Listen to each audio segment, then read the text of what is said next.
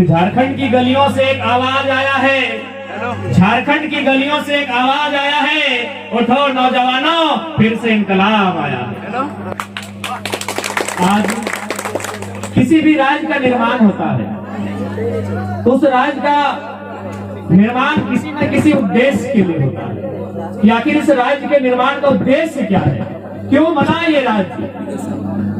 उसको समझने के लिए आसान भाषा में हम लोग समझते हैं कि कोई नया घर बनता है तो नया घर बनता है तो ऐसे नहीं बनता है, उसका एक उद्देश्य होता है। परिवार बढ़ता है, चाहे जो भी होता है, एक उद्देश्य होता है नया घर बनने का। ठीक उसी प्रकार एक नया राज्य बनता है तो उसका उद्देश्य होता है कि नूतन राज्य दरकार की जरूरत, उद्देश्य होना चाहिए किसी राज्य के बनने का।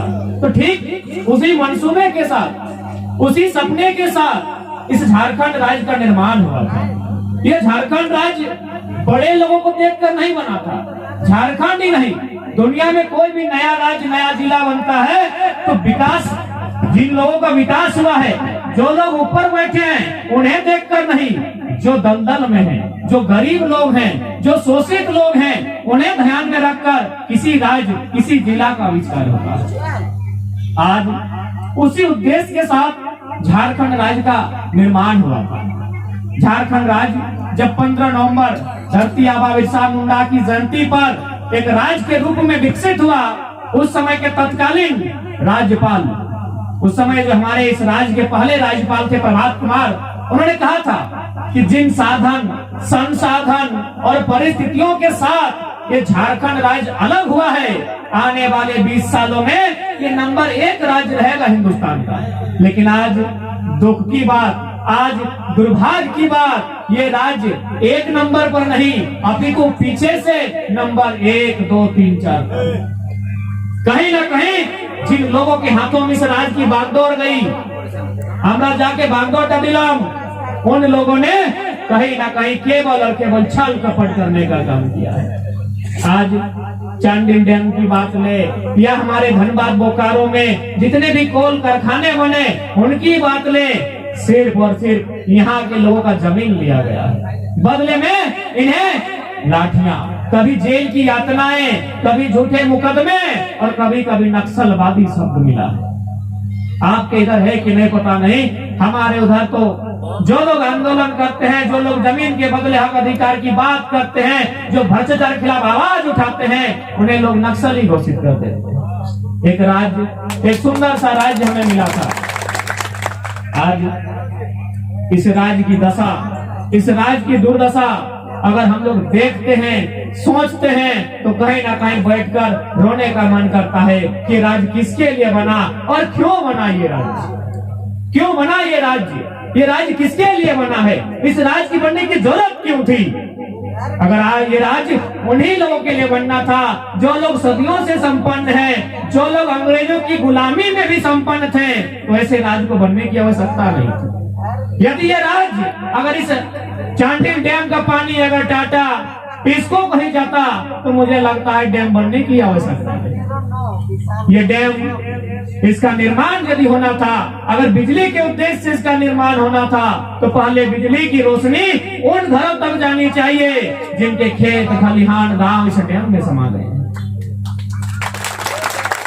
और ये कंपनी और सरकार के बीच का ये नियम है, ये सरकारी, ये न्यायालय का भी आदेश है कि जो भी कंपनी स्थापित होती है वो अगर जमीन अधिग्रहण करती है तो 10 किलोमीटर का दायरा अथवा 20 किलोमीटर का एक दायरा होता है, वहाँ बिजली, पानी और शिक्षा की व्यवस्था उस कंपनी का होता है, उस योजना का होता है, जिस योजना के कारण उन गांवों को विस्थापित किया गया था।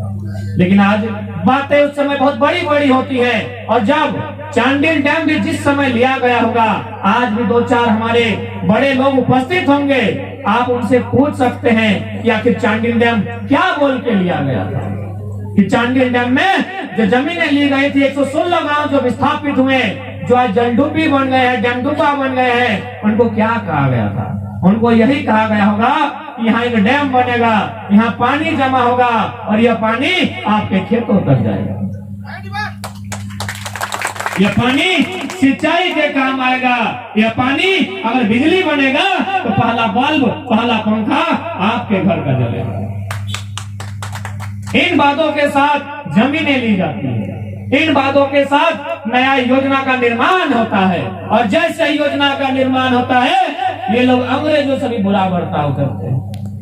आज अंग्रेजों से भी बुरा बर्ताव हम कह सकते हैं कि इनसे बेहतर और इनसे थोड़ा अच्छा तो अंग्रेज लोग थे कि कोल्हान में उन्होंने विल्किंसन रूल दिया था, छोटा नागपुर में सीएनटी कानून दिया था, और कम से कम कुछ कानून बनाकर बाहरी लोगों को इस जमीन में आने से तो रोका था।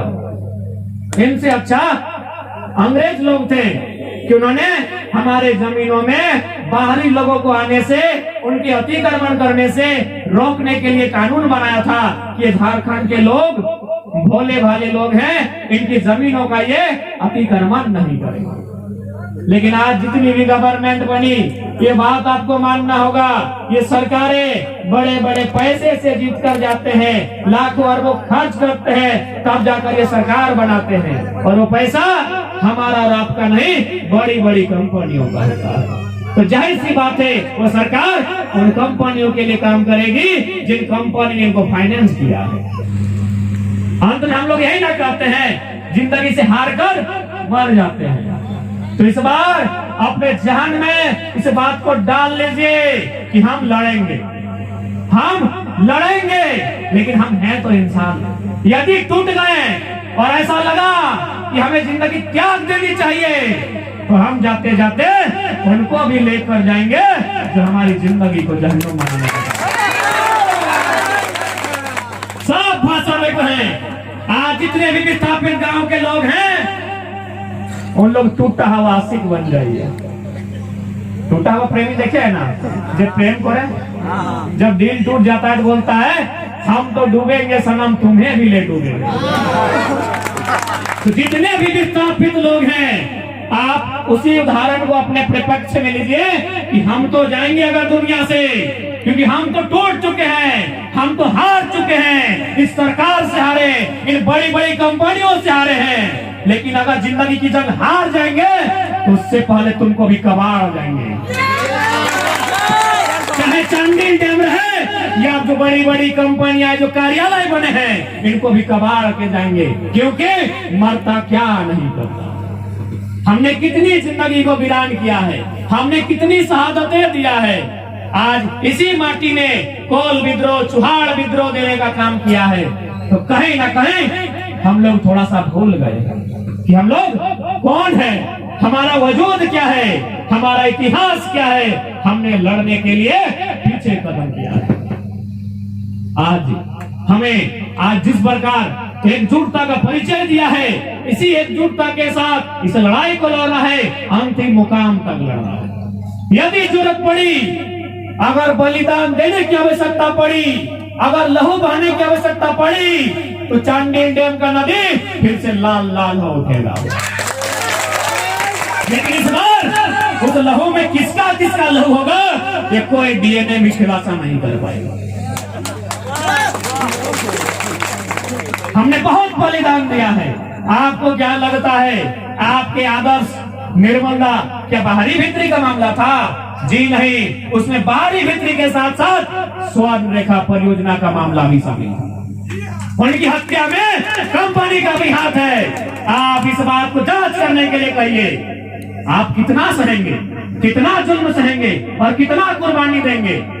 सुनील महतो पूरे झारखंड के इतिहास में एकमात्र शख्स जो एमपी एमएलए रहते हुए अगर शहादत को पाया है तो सुनील महतो ने पाया है। किस लिए? कहीं ना कहीं पीछे उन्हीं जुल्मी लोगों का हाथ होगा जो आज हम पर जुल्म कर रहे हैं। आज भी उनकी जांच का विषय है, उनकी मौत एक जांच का विषय है। और किसके लिए अपनी बलिदान को दिया है, चाहे निर्मल सुनील की बात कहें या अन्य वीरों की बात कहें, आपके लिए दिया कि हमारे लोग हंसते हुए रहे, हमारे लोग अपने खेतों में, खलिहानों में हंसी के साथ, खुशी के साथ, अपने परिवार के साथ जीवन यापन करें। अपने व्यक्तिगत के लिए नहीं बलिदान दिया है, क्योंकि वे सांसद थे। अगर उन्हें जरा भी अपना मोह होता, अरे सांसद तो छोड़िए, सांसद के बाद रिटायर्ड पेंशन से उनका जीवन चलता। लेकिन एक व्यक्ति ने सांसद रहकर अपने लोगों के लिए अगर मौत को चुना, तो याद रखिएगा उनकी मौत का, उनके बदन से बहे रक्त का हिसाब आपको करना है।